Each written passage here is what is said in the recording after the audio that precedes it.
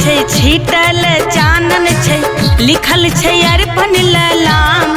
अम्मा है बउआ के करियो चुमान, अम्मा है बरुआ के करियो चुमान। नीपल आंगन छै छीटल चानन छै लिखल छै अर्पण ललाम।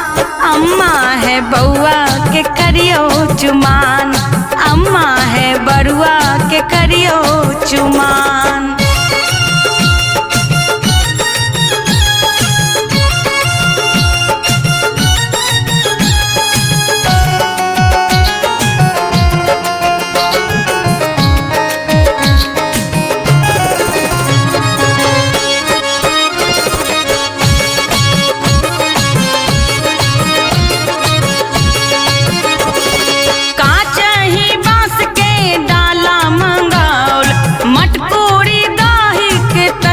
सजाओल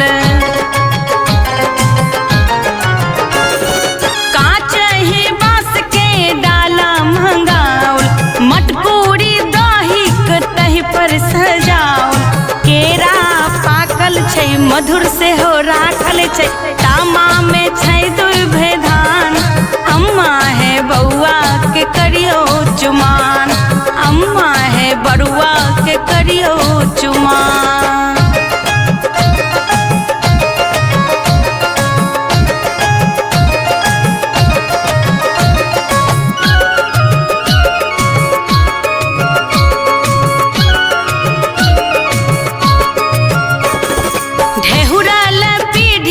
बैसल बरुआ केने छै चानन काजर दुलरुआ।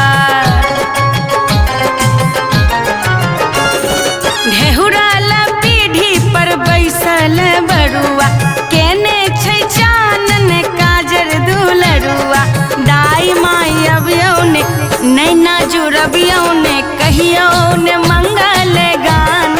अम्मा है बउआ के करियो चुमान, अम्मा है बरुआ के करियो चुमान।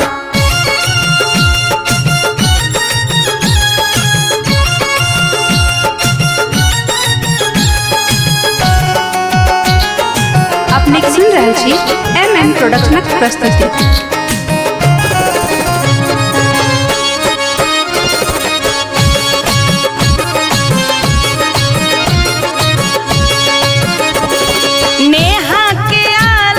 कलश रखलिए दैला दुर्बा छते बाबा बजलिए।